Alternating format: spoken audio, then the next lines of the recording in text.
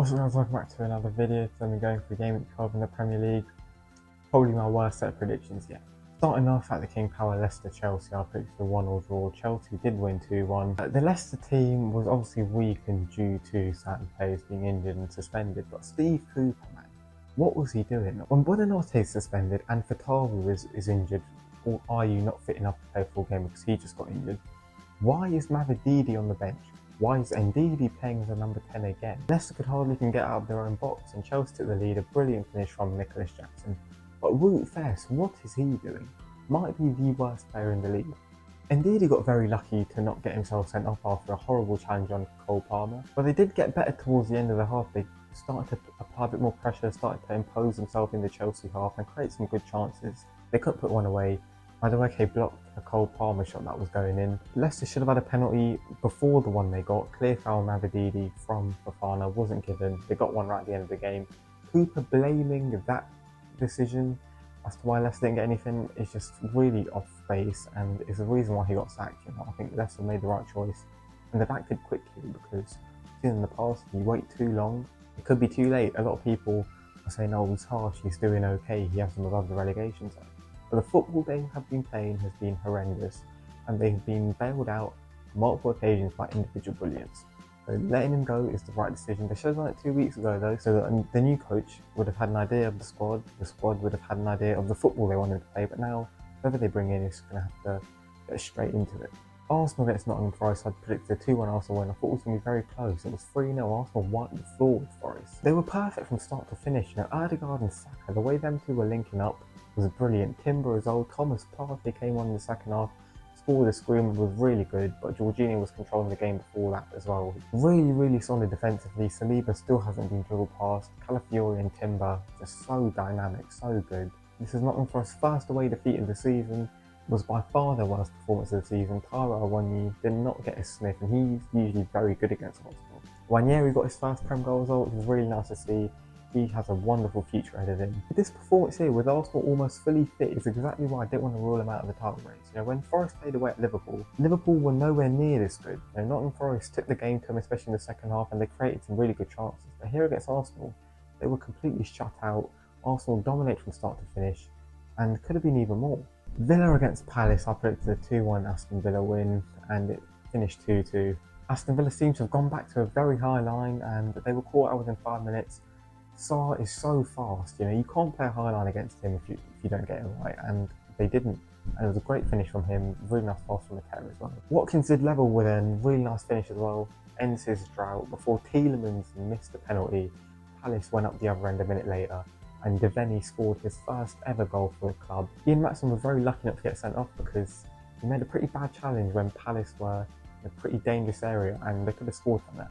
But Ross Barkley equalised with a brilliant header. Both keepers had to make some really good saves, but it's a really bad result for Villa. They're now winless in their last 6 games in all competitions. They've only won 1 out of the last 7 Premier League games. It's a second consecutive 2-2 draw in the Premier League for Palace in the West Midlands. Bournemouth Brighton in the South Coast Derby, I predicted a 2-2 draw. Brighton 1-2-1. Bournemouth could have definitely got something though. No surprise, Kepa and Tyler Adams started for Bournemouth and they lose again. Why has Travers been dropped? I just don't understand. Now, João Pedro might be a paedophile and he should be in jail, but he got a goal and assist. And his assist in particular was really nice, great finish from Mitoma. At half time it was 1-0 Brighton, but Bournemouth were the better team. They were creating more opportunities, but they just couldn't take any. And after an hour, Belieber got himself sent off. It was a little bit harsh. It was a second yellow, and I could have, maybe seen him survive for that. Bournemouth didn't do quite enough with the man advantage. They did get a really nice goal from Brooks, and they hit the bar with the last kick of the game through Semenyo. But I think they will be disappointed considering they did manage to beat Arsenal and Manchester City in their last 2 home games. Everton against Brentford, I predicted a 3-1 Everton win. This ended 0-0. Embarrassing result for Everton. They had a man advantage for over 50 minutes. Yeah, they had 27 shots and very few of them were even half decent. Fleck made a couple of decent saves, but with that man advantage, Brentford showed more intent to go and win the game. And I think that the red card was actually a real positive for Brentford because it forced them to defend. They hadn't kept a single clean sheet all season before this, and going down to 10 men meant they had to be more compact. They couldn't leave themselves as open. And Everton hardly ever score.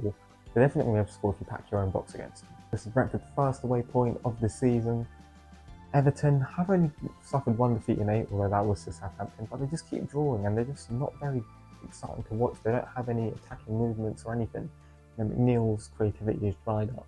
And Guy looks really positive still, but Calvert-Lewin is just not good enough. Why does he keep starting? As much as I do like him and I do rate him, Sean Knight, I think you might have to go, mate. Fulham against Wolves, I picked a 2-1 Fulham win. Wolves won 4-1. This is a really bad result for Fulham though. It's pretty embarrassing considering Wolves had nearly all of their central defenders out. Mario Lemina was pretty much playing as centre-back. Jimenez missed an open goal at the start of the game before Iwobi scored a screamer. Tejas Cunha scored a screamer himself. He also scored another really tidy goal. Both his goals were top class. He also got a really nice assist.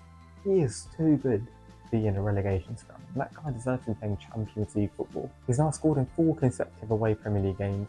And Lopetegui had this guy looking like a bum when he first signed him. Like, I know obviously he needed a bit of a adjustation period, but still, man, he looked awful under Lopetegui. Under O'Neill, he's looked top class.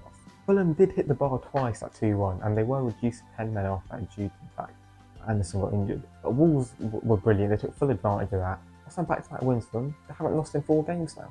Manchester City against Tottenham. I could not believe my eyes. I predicted 3-2 Man City win. They lost 4-0. Haaland is washed, man. He's got 2 goals from his last 8 XG, which is abhorrent. Like, Timo Werner would get slated for stats like that. Do you know what I mean? Like, Nunes would get slated for stats like that. Maddison scored 2 goals. First goal was from Tottenham's first attack. Kulusevski was absolutely everywhere. It was a really nice cross in the first goal. His relentless pressing, his dribbling in this game, his passing, everything was top notch. As was Maddison, his second goal, he pounced on a mistake from Gvardiol. A really tidy finish as well. Gvardiol was horrible in this game, man. I love him, but 2 huge mistakes from him. It could have been even worse. Son almost scored an absolute belter. Porro scored against his former club.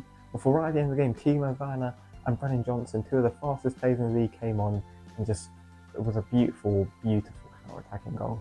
Jack Grealish giving the ball away, not something you associate with him. Kyle Walker got absolutely rinsed by Timo. And Man City hardly created anything. Once again, Phil Foden playing as a 10, doing niche. He is terrible. Erling Haaland did miss a few very good chances, especially the one in the 3rd minute. That absolutely had to be a goal. If you're a top class striker, you've got to finish that. But Tottenham, why are this club so weird? Just a couple of weeks ago, they lost 2-1 at home to a club that hadn't won a Premier League game since 2002. And now they come to the home of the 4-in-a-row champions who hadn't lost a home game since before the World Cup 52 games ago, and they won 4-0 despite having both of their starting centre-backs out and their main holding midfielder out. Like, what is wrong with Tottenham, man? How do they do this? And to be fair, both centre-backs were brilliant, as was Bissouma. Pape Matar Sarrazol, phenomenal performance from him. But unfortunately, Tottenham just can't have nice things. Vicario broke his ankle in this game. He actually broke it in like the 60th minute and played on until the end. What a warrior, man. Hopefully his recovery is speedy. Not like for a team getting absolutely battered. The Man City atmosphere at the end of the game was very good, you know. This is why I quite like Man City. They're not toxic like the other clubs, the other big clubs. You know, they still support their boys, and because they remember where they came from. Do you know what I mean? This is why I do quite like seeing them do well. Southampton against Liverpool, I predicted 4-0 Liverpool. They won 3-2, but they got very lucky. Southampton for the first 15 minutes were really good. Fernandes, Onuachu, Flynn Downs and Lallana were all doing really well. But after that, Liverpool started to get into the groove, you know, started to dominate the ball, but they weren't limited to long-range shots. Until Southampton made a mistake. Flynn Downs gifted the ball to Szoboszlai and he made it 1-0. Adam Armstrong did miss a penalty, but he scored the rebound. It was a contentious decision because it looked out of the box, but if it's on the line, it's in the box, and it was on the line, so it was a clear penalty. And their second goal as well was a beautiful counter-attack goal. It was like Klopp's Liverpool, you know, scoring from an opposition corner. A brilliant play. Tyler Dibbling, once again, unreal. His dribbling is so good. Adam Armstrong got the assist as well. Mateus Fernandes was really bright this season, getting the goal. But unfortunately, Southampton decided to shoot themselves in the foot yet again. Salah equalised a really good finish, but why is McCarthy coming out there? And the 3rd goal, the penalty, what the hell is Sugawara doing? The ball's coming in from so far away. Just don't let it hit your hand, bruv. What are you trying to do there, you idiots? The only excuse I can give for Liverpool being this poor is that they maybe had one eye on Real Madrid in midweek and the other eye on Man City next weekend, but it's still inexcusable for a group of such professional players. They should have played a lot better than this, and if they play like this against other clubs, they will be punished. A much better performance from Southampton though. but they just still keep shooting themselves in the foot. It's what happened with Burnley in a lot of games last season. Ipswich against Manchester United, I predicted a 2-1 Man United win, it ended 1-1. But Ipswich should feel very aggrieved to have not won the game because they were so much better. And United scored after 2 minutes. Rashford scoring after some brilliant work from Diallo. He is Man United's best attacker without a doubt, man, and he was having to play out weak in this game. The lap did miss a sitter, Onana with a brilliant save, before Hutchinson scored an absolute belter. The lap had another chance to score, really clever flick, but again, Onana was a good match for it. He's been really good, I can't lie, man. I think he gets so much hate because he does make some high-profile mistakes, but even in the games where he makes those, he makes 3 or 4 really good saves that I never get talked about. Garnacho as well, man. This guy is awful when he starts football games, man. He ruined another counter-attack, a 2v1, and he messed it up. Like, his decision-making is so bad. He should not be starting every single game, man. And I don't think Manchester United are going to have a good season in the Premier League, at least. You know, they're going to have to get used to Amorim's tactics. He himself has said they're going to have to suffer now so that next season can be positive, because he could change his system and play in a way that could get Man United more wins. But they're going to have to then change it next season, and it could just prolong the process. Whereas this season, they've already started really badly. Although it is very tight, and they could still get in the Champions League if they start winning games. Like I said, next season could be quite bad. So if they just have a bad season now, everyone knows how to play the system, and they can identify areas where they need new players, next season could be very positive for them. And I mean, Europa League is still a very big possibility for them. Like, they could absolutely win that. And finally, Newcastle West Ham. I predicted a 3-1 Newcastle win. West Ham won 2-0. First 10 minutes was all Newcastle. They completely dominated the game. Isak could put the ball in the net, but he was offside. And West Ham scored the first chance of the game, just a routine corner. You know, there was nothing special about it. No one hiding at the back post and doing anything, just a normal corner. Antonio, yeah, his work rate is top notch, man. He gets about, he puts so much pressure on defenders. He's a brilliant player to have. Him and Kelly were going at it all game. But Newcastle had chances of their own, man. Gordon and Isak both missed some absolute sitters. And West Ham defended really well. They were very deep, packed their box. They were very narrow, and that made it impossible for Newcastle to try and play through it. And they were, you know, limited to trying to cross it in, which isn't a good idea against West Ham because they're a very big team. And although Newcastle started the second half really well again, and they had West Ham pinned in their own box, you know, they were looking really dangerous. It was like a carbon copy of the first half, because West Ham scored the first attack of the half. Aaron Bissaka getting his first goal for his new club. It's a bit weird though, because this guy has like a free role in this team. You see him turning up at left wing, you see him turning up at striker when he's meant to be the right back.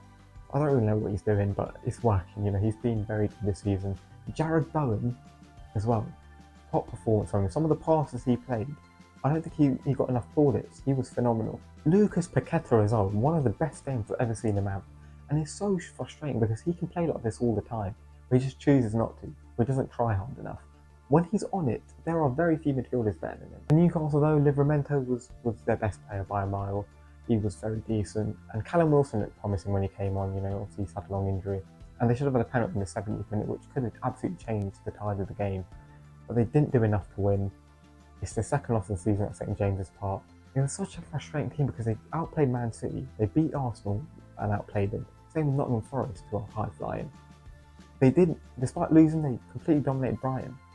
But then you've got games like this, where West Ham, who are very much a struggling team, and they come to St James's Park and they just played through Newcastle like they weren't even there for most of the game. You know what, I'll give Lopetegui some credit. I saw the lineup at the start of the game and I was actually proud of him for choosing some balance in the midfield. You know, he chose a playmaker with Soler and a box-to-box midfielder in Souček. There was some balance.